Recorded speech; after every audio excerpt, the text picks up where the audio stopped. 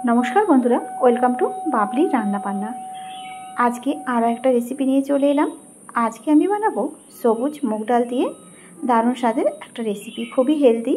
तो एखाने देखो आमी नियेछि सबुज मुग डाल। এই ডালটাকে 4 ঘন্টা আগে আমি ভিজিয়ে রেখে দিয়েছিলাম। তার সাথে এখানে নিয়েছি সবজি, গ্রেট করে নিয়েছি গাজর, ক্যাপসিকাম আর টমেটো। এবার এই ডালটাকে সবার থেকে প্রথমে বেটে নেব। তার জন্য এখানে দিয়ে দিলাম দেখো আদাগুলো একটু পাতলা করে টুকরো করে নিয়েছি। আর দেব বেশ কয়েকটা কাঁচা লঙ্কা, একটু ঝাল ঝাল খেতে হবে। সঙ্গে দেব এখানে ধনেপাতা, তবে এখানে আমি বিলেতি ধনেপাতাটাকে নিয়েছি। ধনেপাতাটাকে নিয়ে এবার এই ডালের সাথে একসাথে বেটে নেব। তবে ডালটাকে খুব বেশি মিহি করব না, একটু যাতে দানা দানা থাকে এরকমভাবেই আমি ডালটাকে একটু বেটে নেব। সামান্য পরিমাণে অল্প জল দিয়ে দেবো, খুব বেশি জলটা দেবো না। দিয়ে এখানে দেখো বাটা হয়ে গেছে, খুব বেশি কিন্তু মিহি করিনি, একটু ডালগুলো দানা দানা আছে। এবার এর মধ্যে দিয়ে দেবো হাফ চামচের মতো জিরের গুঁড়ো, হাফ চামচ দিয়ে দেবো এখানে নুন, এখানে স্বাদ মতো নুনটা দিয়ে দিলাম। আর দিয়ে দেবো হাফ চামচের মতো লঙ্কার গুঁড়ো। এবার আগে থেকে যেই সবজিগুলো আমি কেটে রেখেছিলাম সেই সবজিগুলো একে একে করে দিয়ে দেব। প্রথমে এখানে দিয়ে দিলাম গ্রেট করে রাখা গাজর, তারপরে এখানে দিয়ে দেব ক্যাপসিকাম।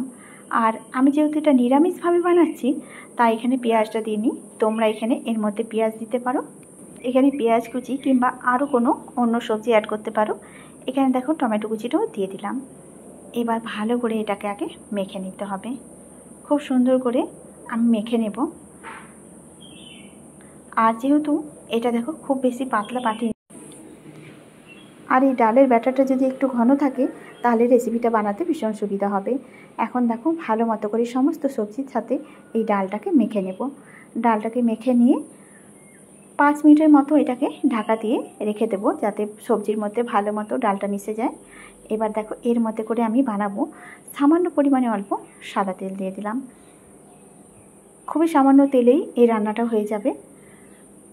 এখন চামচে করে আমি দিয়ে দিচ্ছি এর মধ্যে, বেশ সুন্দর করে গোল করে এর মধ্যে দিয়ে দেবো ভর্তি ভর্তি করে।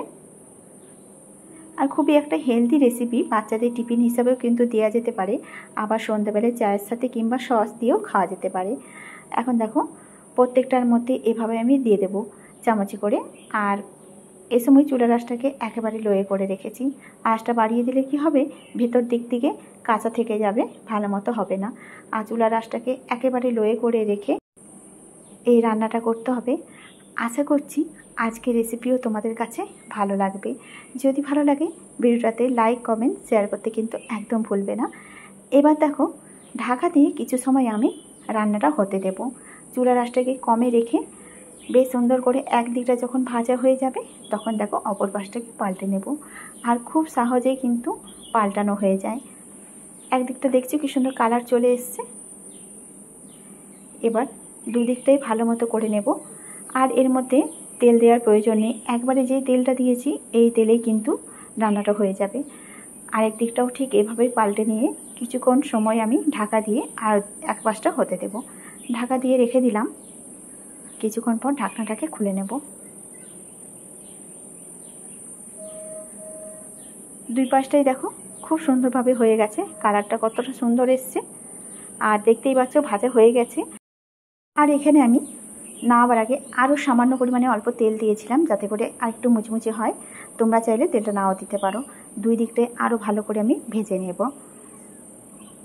দেখতেই পাচ্ছ দেখতে কতটা সুন্দর হয়েছে। এখন আমি থালার মধ্যে নামিয়ে নেব। তৈরি হয়ে গেল আজকে মুগ ডালের রেসিপি। তো আজকের রেসিপি তোমাদের কাছে কেমন লেগেছে অবশ্যই কমেন্ট করে জানাবে। আর ভিডিওটা যদি তোমাদের ভালো লেগে থাকে চ্যানেলটিকে সাবস্ক্রাইব করার অনুরোধ রইল। তো আজকের মতো রান্না এ পর্যন্তই, দেখা হচ্ছে আবার অন্য কোনো দিন নতুন রেসিপির সাথে।